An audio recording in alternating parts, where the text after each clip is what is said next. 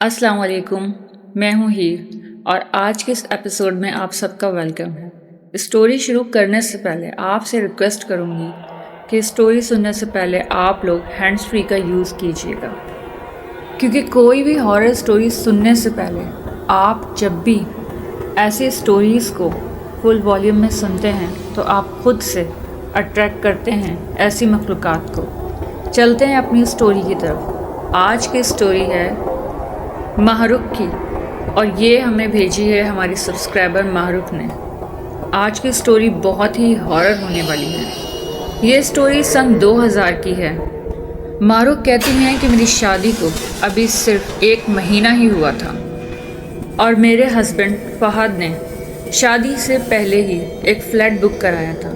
इस बिल्डिंग को बने अभी सिर्फ 2 से 3 महीने ही हुए थे और हम लोग इसमें शिफ्ट हो गए। अपार्टमेंट वाकई में बहुत ही खूबसूरत था और इस बिल्डिंग में बहुत कम ही फ्लैट थे जो आबाद थे। ज़्यादातर फ्लैट तो खाली ही थे। हमारा अपार्टमेंट 2nd फ्लोर पर था, जहाँ पर 3 अपार्टमेंट थे और उनमें से 2 अपार्टमेंट में लोग रहते थे, जिनमें से एक हमारा अपार्टमेंट था। 1st फ्लोर बिल्कुल खाली था। शुरू के दिनों में मुझे ये फ्लैट बिल्कुल एक ख्वाब की तरह लग रहा था। हर चीज़ चमकती हुई, दीवारें चमकती हुई, टाइल्स चमकती हुई, बहुत खूबसूरत। और वो बैल्कनी जहाँ से रात के वक्त पूरा शहर नज़र आता था और उसकी झिलमिलाती रोशनियाँ भी दिखती थीं। पर एक अजीब सी बेचैनी थी। मुझे अक्सर ऐसा लगता था कि बिल्डिंग की रात में एक अजीब सी खामोशी है, एक अजीब सा सन्नाटा है।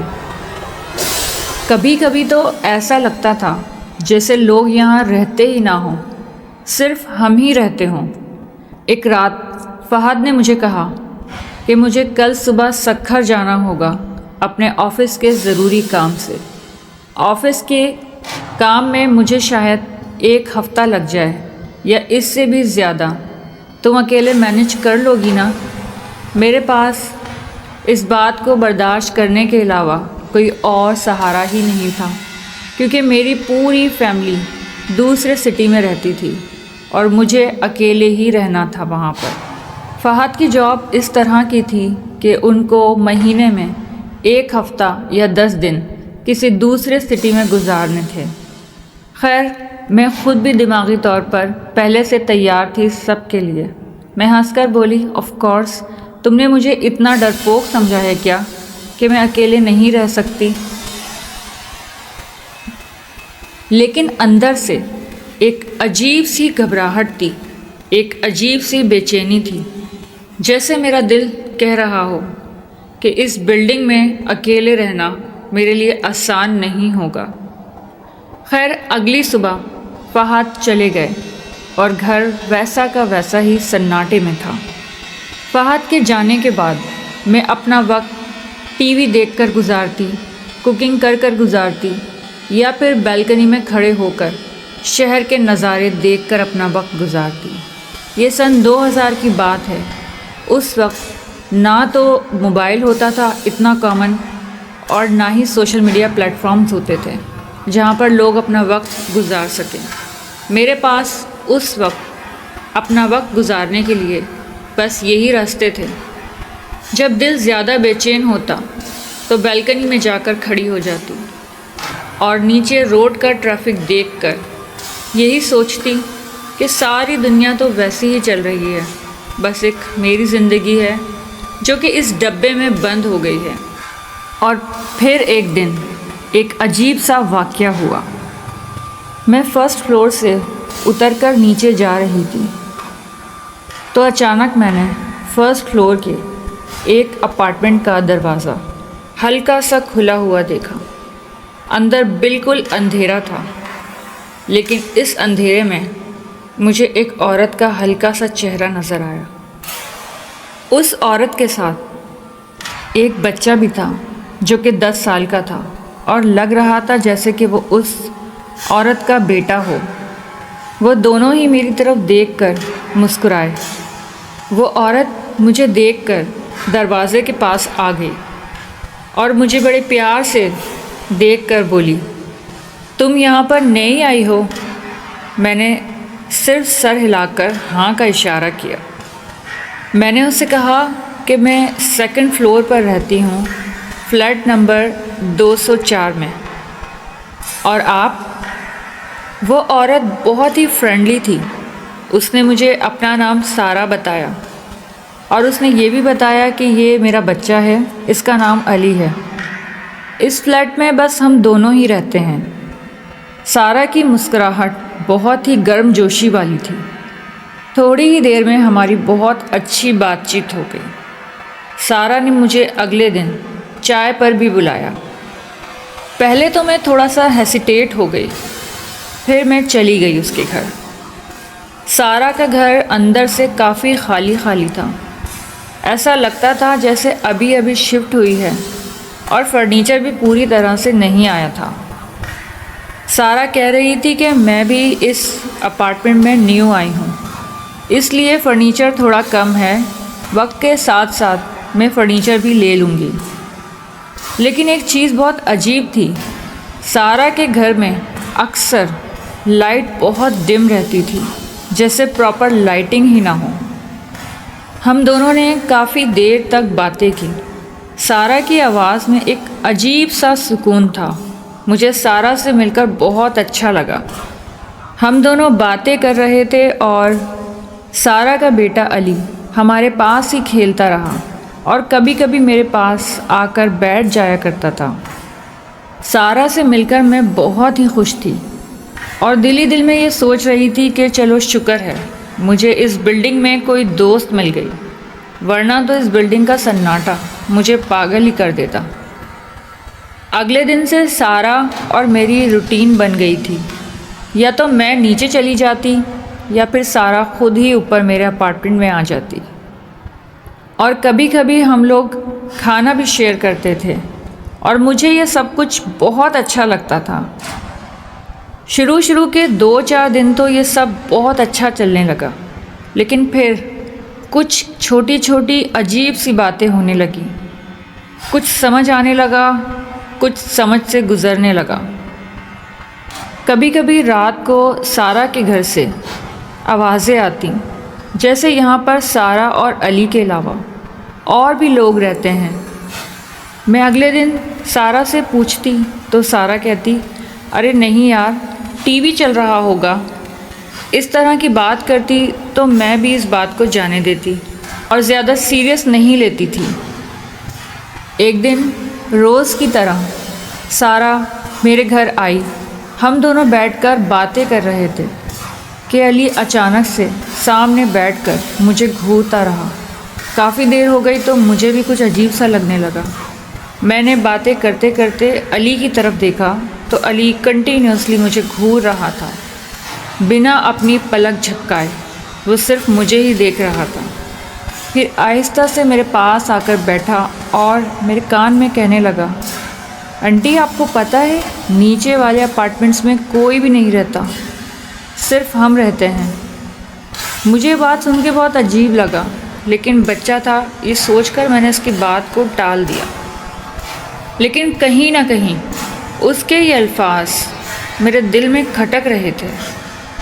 اور پھر ایک رات جب میں اپنی بالکنی میں کھڑی تھی تو میں نے نیچے دیکھا، جہاں سے 1st فلور پر سارہ کے گھر کی بالکنی بالکل کلیئر دکھتی تھی۔ میں نے سارہ کی بالکنی میں دیکھا، سارہ بھی کھڑی ہوئی تھی اور میری طرف دیکھ کر مسکرا رہی تھی۔ اس وقت سارہ کی بالکنی میں بالکل اندھیرا تھا، صرف سارہ نظر آ رہی تھی، اور سارہ کی آنکھیں بالکل اندھیرے میں ڈوبی تھیں۔ مجھے لگا شاید اندھیرا ہو رہا ہے اور مجھے ہلکا ہلکا ہی عکس دکھ رہا ہے سارہ کا، تو یہ میری غلط فہمی بھی ہو سکتی ہے۔ لیکن سارہ کے ساتھ پیچھے کوئی اور بھی تھا۔ وہ علی نہیں تھا، بلکہ کچھ اور۔ ایک سایہ دیکھا جس کا قد تقریباً 13 سے 14 فٹ تھا، اور وہ بنا حرکت کے سارہ کے بالکل پیچھے کھڑا تھا۔ جب یہ سب میں نے دیکھا تو مجھے ڈر سا لگا، لیکن میں نے سارہ کو کچھ بھی نہیں کہا اور میں فوراً ہی اپنے کمرے میں آ گئی۔ میرا دل زور زور سے دھڑک رہا تھا اور مجھے سمجھ نہیں آ رہا تھا کہ یہ میں نے کیا دیکھا ہے۔ کیا یہ میرا وہم تھا یا سچ میں سارا کے پیچھے کوئی مخلوق کھڑی تھی؟ اس دن سے میرا دل بہت بے چین رہنے لگا۔ میں نے سارا سے ملنا تقریباً ختم کر دیا۔ میں سارا کے گھر بالکل بھی نہیں جا رہی تھی اور نہ ہی سارا میرے گھر آ رہی تھی۔ میں پھر سے اپنے آپ کو تنہا اکیلا محسوس کرنے لگی۔ رات ہوتی تو بلڈنگ کا سناٹا مجھے جیسے کھانے کو پڑتا ہے اور میں اور ڈرنے لگتی، لیکن جیسے ہی صبح ہوتی تو مجھے لگتا کہ شاید میں ہی بہت زیادہ سوچ رہی ہوں۔ ایسا کچھ بھی نہیں ہے۔ اس بات کو 3 سے 4 دن گزر گئے۔ 3 سے 4 دن بعد سارا خود میرے گھر آئی اور میں سارا سے کافی ریزرو تھی۔ سارا کے چہرے پر ہمیشہ کی طرح ایک پیاری سی اسمائل تھی، لیکن اس دن مجھے لگا جیسے سارا کے چہرے میں کچھ اور بھی ہے جو کہ سارا چھپا رہی ہے۔ سارا نے مجھے کہا، ماہ رخ، تمہیں کل رات کوئی بہت ڈراؤنا خواب آیا ہوگا، ہے نا؟ میں ایک دم سے اس کی طرف دیکھنے لگی۔ اس نے کہا، دیکھو تمہاری آنکھوں میں مجھے تھکن نظر آ رہی ہے، ایسا ہی ہے نا؟ اس بار میں سارا کے ساتھ اس طرح گھل مل کے بات نہیں کر رہی تھی۔ مجھے کچھ عجیب سا سگنل دل میں محسوس ہو رہا تھا۔ میں تھوڑا گھبرا گئی تھی، لیکن میں نے اس رات کے بارے میں اسے بالکل بھی نہیں بتایا تھا۔ خیر، میں نے اس کو بولا کہ تمہیں کیسے پتا؟ اس بات پر سارا زور سے ہنس دی اور بولی، ارے پاگل، یہاں میں بھی تو رہتی ہوں اور بلڈنگ کے اندھیرے میں جو کچھ ہوتا ہے اس کا احساس تو یہاں سب کو ہی ہوتا ہے نا۔ سارا کے یہ الفاظ سن کر جیسے میرے ہاتھ پاؤں ٹھنڈے ہی ہو گئے تھے۔ میں سارا سے بہت زیادہ گھل مل کے بات نہیں کر رہی تھی تو سارا بھی زیادہ دیر رک نہیں پائی اور پھر سارا جلدی ہی گھر چلی گئی۔ اس رات جب میں اپنے بستر پر سونے کے لیے لیٹی تو مجھے لگنے لگا جیسے میرے کمرے میں کھڑکی کے پاس کوئی لمبا سا سایہ کھڑا ہے بنا کسی حرکت کے۔ مجھے اس کو دیکھ کر بہت خوف آیا۔ پھر مجھے لگا کہ شاید میرا وہم ہے جو اندھیرے میں مجھے اس طرح کا سایہ دکھ رہا ہے۔ میں نے اپنی آنکھیں بند کیں اور قرآن کی تلاوت کرنے لگی اور پتہ نہیں کب مجھے نیند آئی اور میں سو گئی۔ اچانک گہری نیند میں میرے کان کے پاس علی کی آواز آئی، جیسے اس نے میرے کان میں سرگوشی کی ہو کہ باجی جلدی نیچے چلیں، آپ کو نیچے باجی بلا رہی ہیں۔ میں ایک دم سے نیند سے جاگی، اٹھ کر بیٹھی، کمرے میں چاروں طرف دیکھا تو کچھ بھی نہیں تھا۔ کمرہ بالکل خالی اور بہت پرسکون۔ میں اٹھی، مجھے لگا شاید کہ میرا وہم ہو یا میں نے کوئی خواب دیکھا ہو، لیکن پھر مجھے نیچے سے کچھ ہلچل سی محسوس ہوئی تو میں نے کہا چلو میں دیکھ ہی لیتی ہوں۔ میں نے ہمت کی اور دروازہ کھول کر سیڑھیوں سے اتر کے نیچے والے فلیٹ تک گئی۔ ابھی میں نیچے اتری نہیں تھی، اوپر کی سیڑھیوں سے میں نے جھانک کر دیکھا ہی تھا۔ نیچے فلور میں بالکل اندھیرا پڑا تھا، پورا کوریڈور اندھیرے میں ڈوبا ہوا تھا۔ صرف سارا کے اپارٹمنٹ کا دروازہ ہلکا سا کھلا ہوا تھا اور علی سیڑھی کے بالکل پاس کھڑا میری طرف دیکھ رہا تھا۔ میں اس کو دیکھ کر ایک دم سے شاکڈ ہو گئی۔ اتنا چھوٹا بچہ رات کے 2 بجے اس وقت یہاں کیا کر رہا ہے؟ ابھی میں آواز دینے ہی والی تھی کہ اچانک سے سارا وہاں آئی اور علی کا ہاتھ پکڑ کر کھینچتی ہوئی اپنے گھر میں لے گئی۔ دروازہ بند کرنے سے پہلے سارا نے اپنا سر اٹھایا اور میری طرف دیکھا۔ سارا کے چہرے پہ اس بار کوئی اسمائل نہیں تھی، اس کا چہرہ ایکسپریشن لیس تھا اور آنکھیں اس کی بالکل سرخ تھیں، اور سارا نے میری طرف دیکھتے دیکھتے ہی دروازہ بند کر لیا۔ جب میں نے سارا کا یہ چہرہ دیکھا اور سرخ آنکھیں تو میں کانپنے لگی اور جلدی سے اپنے گھر میں آ کر دروازہ بند کر لیا۔ اس رات میں واقعی بہت زیادہ ڈر گئی تھی۔ اب مجھ سے یہاں اکیلے رہنا میرے حد سے باہر تھا۔ اس وقت موبائل اتنے کامن نہیں تھے پی ٹی سیل ہر گھر میں ہوا کرتے تھے۔ میں نے صبح صبح اپنے ہسبینڈ فہد کو پی ٹی سیل پر کال کی اور کال کر کے میں نے کہا کہ آپ جلدی آ جائیں، کیونکہ اب یہاں پر اکیلے رہنا میرے بس کی بات نہیں، مجھے بہت ڈر لگتا ہے اور میں اکیلے نہیں رہ سکتی۔ سامنے سے فہد کی غصے بھری آواز آئی۔ فہد نے مجھ سے کہا کہ تمہیں اچھی طرح پتہ تھا کہ میری جاب ایسی ہی ہے، کبھی کبھی تمہیں اکیلے بھی رہنا پڑے گا، اور میں کون سا پورے مہینے کے لیے یا سال کے لیے تمہیں اکیلے چھوڑ کر گیا ہوں۔ کچھ دن کی بات ہے، کچھ دن گزر گئے ہیں، کچھ دن اور رہ گئے ہیں، واپس تو میں نے وہیں آنا ہے، اور اب تم اس چیز کی عادت ڈال لو، مجھے بات بات پر کال کر کے تنگ مت کرو، میں یہاں بہت مصروف ہوں اور بہت محنت کرتا ہوں۔ اس بات کو 1 سے 2 دن گزر گئے۔ اس دن میں نے بہت ہمت کی اور سوچا کہ سارا کے گھر جا کر پتہ کروں کہ آخر یہ کیا معاملہ ہے، یا میں ہی بہت زیادہ سوچ رہی ہوں۔ سارا سے تو میں کئی بار مل چکی ہوں، وہ میرے گھر بھی آ چکی ہے، میں بھی اس کے گھر جا چکی ہوں، یہ سب کیا معاملہ ہے؟ بہت ہمت کر کے میں سارا کے گھر گئی اور میں نے جا کر اس کے دروازے پر ناک کیا، لیکن کوئی آنسر نہیں آیا۔ میں نے دوسری بار ناک کیا، تب بھی کوئی آنسر نہیں آیا۔ میں نے 3 سے 4 بار ناک کیا اور زور زور سے ناک کیا، لیکن کوئی آنسر نہیں آیا۔ پھر میں نے سوچا کہ میں کیا کروں، سارا کے بارے میں کس سے پتہ کروں۔ پھر مجھے خیال آیا کہ بلڈنگ کے واچ مین سے بات کی جائے۔ میں نیچے گئی، جا کر میں نے واچ مین کو بلایا اور میں نے واچ مین سے پوچھا سارا کے بارے میں۔ تو واچ مین نے عجیب سی نظروں سے مجھے دیکھا اور بولا، باجی، فرسٹ فلور کے جتنے بھی اپارٹمنٹس ہیں وہ بالکل خالی ہیں، وہاں ابھی تک کوئی بھی نہیں آیا ہے۔ واچ مین کی یہ بات سن کر میری روح ہی کانپ گئی۔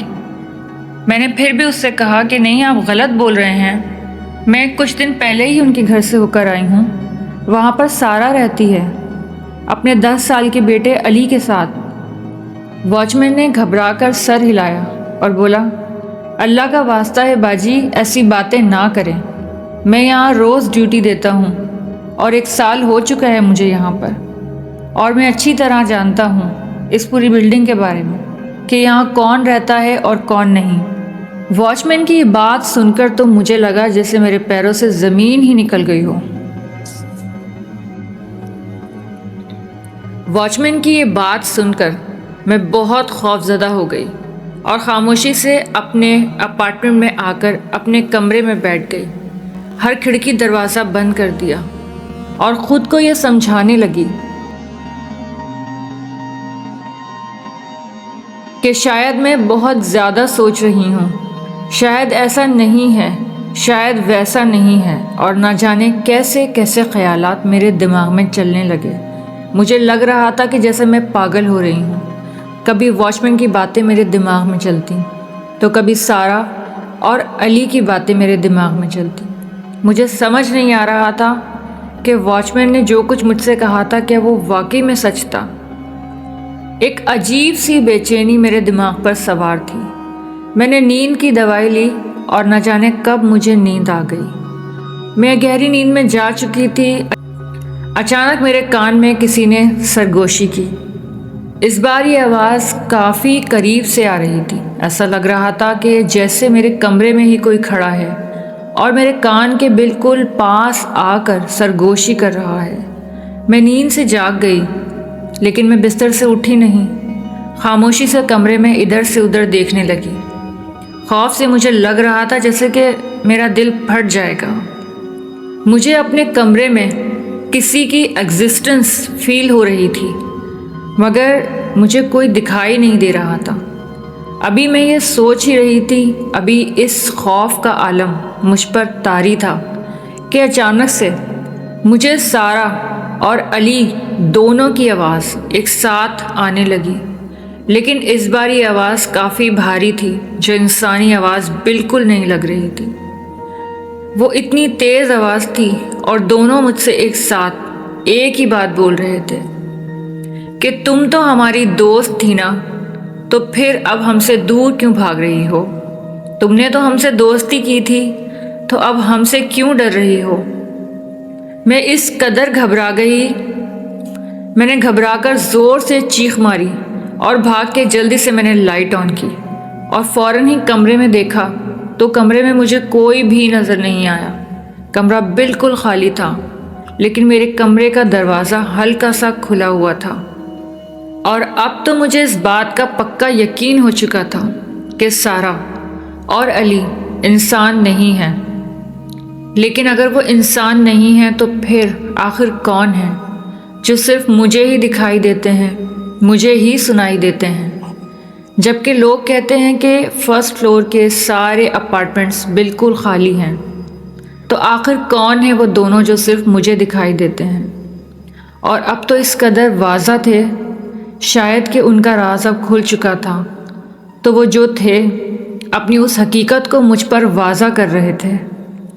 رات کافی گہری تھی، میرا دل کیا کہ میں فہد کو کال کروں اور فوراً سے فہد کو اپنے پاس بلا لوں، لیکن رات بہت زیادہ ہو چکی تھی تو مجھے اس بات کا یقین تھا کہ فہد اب میری کال شاید نہ ریسیو کرے۔ پھر بھی میں نے ہمت کی اور فہد کو کال کی۔ بیل بجتی رہی لیکن کسی نے بھی میری کال ریسیو نہیں کی۔ میں شدت سے صبح ہونے کا ویٹ کر رہی تھی۔ میں پوری رات اسی طرح جاگتی رہی اور اپنے بستر میں لیٹے لیٹے آیات پڑھتی رہی اور اللہ کا ذکر کرتی رہی۔ نہ جانے کب صبح ہو گئی۔ جیسے ہی صبح ہوئی اور صبح کے 8 بجے میں نے فوراً سے فہد کو کال کی۔ فہد نے کہا، خیریت تو ہے؟ اتنی صبح صبح تم نے مجھے کال کی؟ میں بہت گھبرائی ہوئی تھی اور میں فہد کی آواز سن کر رونے لگی۔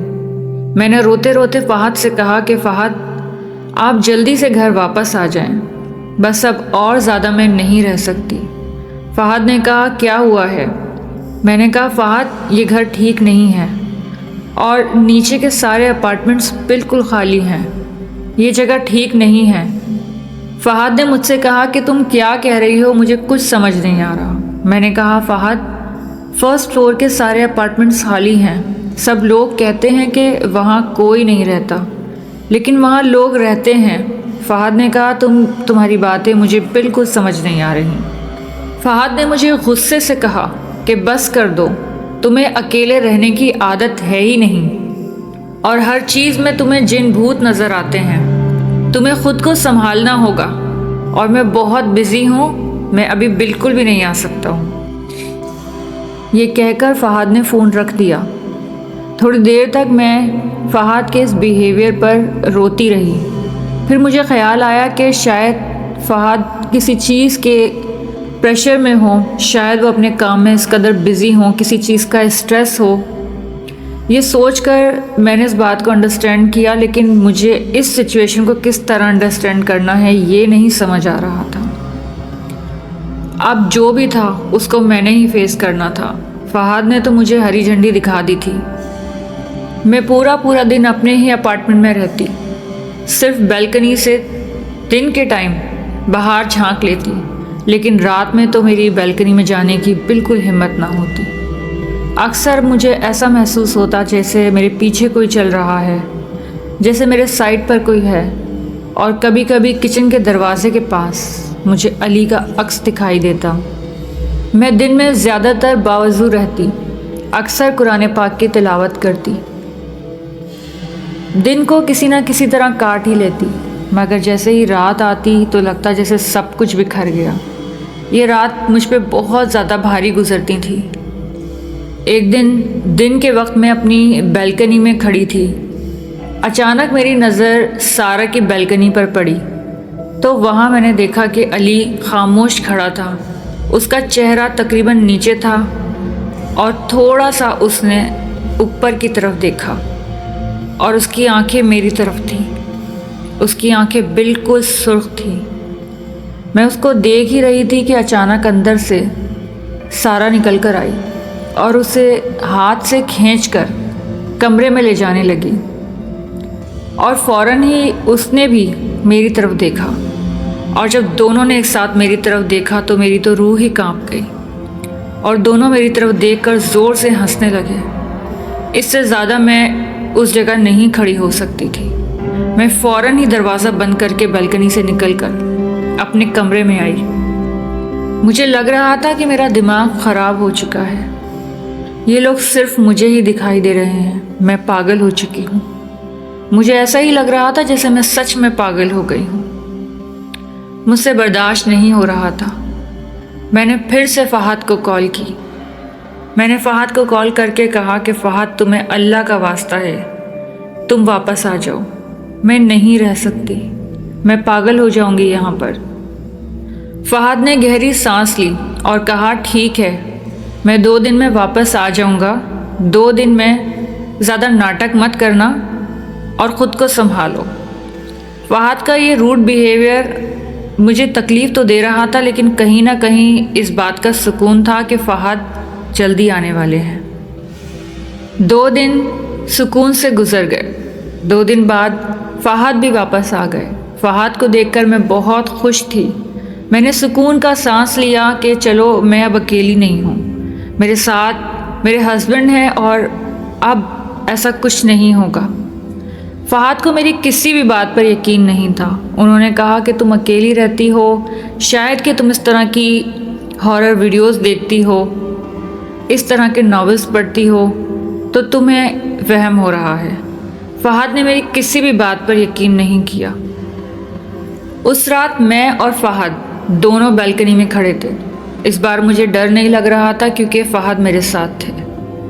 میں نے وہیں پر کھڑے ہو کر فہد کو سب کچھ سمجھایا، سارا کے بارے میں، علی کی وہ سرخ آنکھیں، وہ ہنسی اور وہ وقت۔ میں نے ہر چیز فہد کو سمجھانے کی کوشش کی، مگر فہد میری بات سن کر زور سے ہنس پڑے اور کہنے لگے کہ تمہیں کیا لگتا ہے میں تمہاری ان باتوں کو مان لوں گا؟ چلو اگر ایسا ہی ہے تو ابھی نیچے چلتے ہیں اور تمہاری سارا آنٹی سے مل کر آتے ہیں۔ میں ان کی بات سن کے بہت گھبرا گئی۔ میں نے فہد کو کہا کہ نہیں فہد، ابھی نہیں، ابھی بہت زیادہ رات ہو رہی ہے، دن کے وقت چلتے ہیں، ابھی نہیں۔ لیکن فہد تو بضد تھے۔ انہوں نے کہا نہیں، آج تمہاری اس سارا آنٹی اور اس کے بھوت سے مل کر آتے ہیں۔ وہ صرف مذاق ہی سمجھ رہے تھے اور زبردستی مجھے کھینچتے ہوئے نیچے لے گئے۔ نیچے بالکل اندھیرا تھا۔ نیچے فلور کے سارے اپارٹمنٹس خالی تھے، صرف وہی اپارٹمنٹ جو سارا کا تھا، اس کا دروازہ تھوڑا سا کھلا ہوا تھا۔ تو فہد نے کہا چلو اندر چلتے ہیں۔ جب یہاں تک آ گئے میں نے فہد کو بہت روکا، لیکن فہد اندر چلے گئے مجھے لے کر۔ اندر بالکل اندھیرا تھا اور کوئی بھی نہیں تھا۔ جو تھوڑا بہت فرنیچر تھا، جب میں سارا کے گھر گئی تھی اس وقت جو فرنیچر میں نے دیکھا تھا، اب وہ بھی نہیں تھا۔ فہد نے کہا دیکھا میں نے تمہیں کہا تھا، یہ اپارٹمنٹس بالکل خالی ہیں اور ابھی تک یہاں پر کوئی بھی نہیں آیا ہے، تو تم کس سے ملنے گئی تھی؟ میں بالکل خاموش کھڑی تھی، مجھے ڈر بھی بہت زیادہ لگ رہا تھا۔ میں رونے لگی اور میں نے فہد سے کہا کہ فہد میں یہاں آ چکی ہوں، یہاں کا منظر، یہاں کی چیزیں ایسی نہیں تھیں، لیکن اب یہ سب کچھ بہت زیادہ خوفناک تھا۔ فہد نے میرا ہاتھ جھٹکا اور کہا کہ تمہارا دماغ سچ میں خراب ہو چکا ہے۔ ہم دونوں اس اپارٹمنٹ کے ٹی وی لانچ میں کھڑے تھے کہ اچانک ہی اندر والے کمرے سے کسی بچے کے ہنسنے کی زوردار آواز آئی۔ یہ آواز سن کر تو میں کانپ گئی اور ایک جگہ فہد جو مجھ پر غصہ کر رہے تھے وہ بھی ایک پل کو ہل گئے۔ انہوں نے اپنے دائیں بائیں دیکھا، کچھ بھی نظر نہیں آیا، ہاتھ میں صرف ایک ٹارچ تھی۔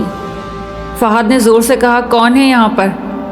میں نے فہد کو کہا فہد چھوڑیں اور چلیں یہاں سے۔ فہد نے کہا 1 منٹ رکو۔ میں نے کہا فہد چھوڑیں اس کو اور یہاں سے چلیں۔ فہد بھی تھوڑا گھبرا گئے تھے۔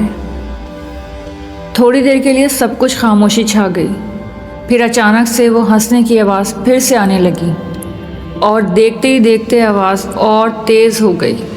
میں نے کہا فہد یہاں سے چلیں۔ فہد نے میرا ہاتھ پکڑا اور ہم وہاں سے نکلنے لگے۔ ہم نے 2 قدم آگے بڑھائے تھے کہ اچانک جو آواز ابھی تک ہنسنے کی تھی وہ چیخوں میں بدل گئی۔ فہد اب تسلیم کر چکے تھے کہ میں بالکل سچ کہہ رہی تھی اور ہم نے خود ہی اپنے لیے مصیبت کو دعوت دی تھی۔ اس جگہ پہنچ کر، صرف فہد کی وجہ سے۔ فہد نے میرا ہاتھ پکڑا اور ہم مجھے کھینچ کے جلدی سے اپارٹمنٹ سے باہر لے گئے۔ دروازہ تھوڑا سا کھلا تھا، فہد نے اس کو دھکا مار کے پورا دروازہ کھولا اور ہم جلدی سے باہر نکل گئے۔ ایسا لگ رہا تھا کہ جیسے کوئی قوت ہمیں اندر کی طرف کھینچ رہی ہے۔ ہم جلدی سے اپنے اپارٹمنٹ میں آئے، ہم نے دروازہ لاک کیا۔ فہد نے کہا تم بالکل صحیح کہہ رہی تھی، یہ بلڈنگ بالکل بھی ٹھیک نہیں ہے، یہ اپارٹمنٹ ٹھیک نہیں ہے، تم نے کیسے یہاں پر اتنا وقت کاٹ لیا؟ اور اندر ہی اندر فہد بہت شرمندہ تھے، لیکن اس وقت سمجھ نہیں آ رہا تھا کہ اس پر معذرت کی جائے یا پھر اس چیز کا حل نکالا جائے جو کچھ گزر رہا ہے۔ کسی طرح اللہ اللہ کر کے ہم نے وہ رات کاٹی۔ صبح ہوتے کے ساتھ ہی فہد نے اپنے قریبی ایک دوست کو کانٹیکٹ کیا اور اس کو یہ سارا قصہ بتایا، اور فہد نے اس سے کہا کہ ہم آج اس گھر سے نکلنا چاہتے ہیں۔ ایک رات تو ہم نے کاٹ لی، مگر مزید ہم اس گھر میں نہیں رہ سکتے، ہمارے لیے کچھ اور جگہ انتظام کیا جائے۔ فہد کے دوست نے کہا کہ اتنی جلدی کسی اور گھر کا ارینج تو نہیں ہو سکتا، لیکن ہاں تم ایک ہفتہ میرے گھر ضرور اسٹے کر سکتے ہو۔ ہم نے اسی دن اس گھر کو چھوڑ دیا، جلدی جلدی وہاں سے اپنا سامان شفٹ کیا، اور ہم ایک ہفتہ فہد کے اس دوست کے گھر پر رہے، اور ایک ہفتے کے اندر اندر فہد نے اور فہد کے دوست نے ہمارے لیے ایک نیا گھر ارینج کر دیا۔ آج بھی ہم اسی گھر میں رہ رہے ہیں جو فہد نے ایک نیا گھر ہمارے لیے ارینج کیا تھا، لیکن الحمدللہ اب ہمارے ساتھ ایسی کوئی بھی چیز، کوئی واقعہ پیش نہیں آیا، لیکن یہ واقعہ بہت خطرناک تھا جو مجھے زندگی بھر یاد رہے گا۔ میں اس واقعے کو کبھی بھی نہیں بھول سکتی۔ تو یہ تھی میری ہارر سٹوری ہیر۔ امید ہے کہ یہ آپ کو پسند آئے گی، اسے اپنے چینل پر ضرور شیئر کیجیے گا۔ معروف، ہم نے آپ کی یہ سٹوری اپنے چینل پر شیئر کی ہے۔ آپ کی یہ سٹوری تو سچ میں بہت ہی ہارر ہے۔ اگر آپ لوگوں کی بھی کوئی ایسی سٹوری ہے جو بہت ہارر ہے اور آپ کے ساتھ ایسا کوئی بھی حادثہ گزرا ہے تو ہمارے ساتھ ضرور شیئر کیجیے گا، اسے ہم اپنے چینل پہ بھی شیئر کریں گے۔ جب تک کے لیے ہیر کو اجازت دیجیے، ملتے ہیں اگلی ایپیسوڈ میں، جب تک کے لیے اللہ حافظ۔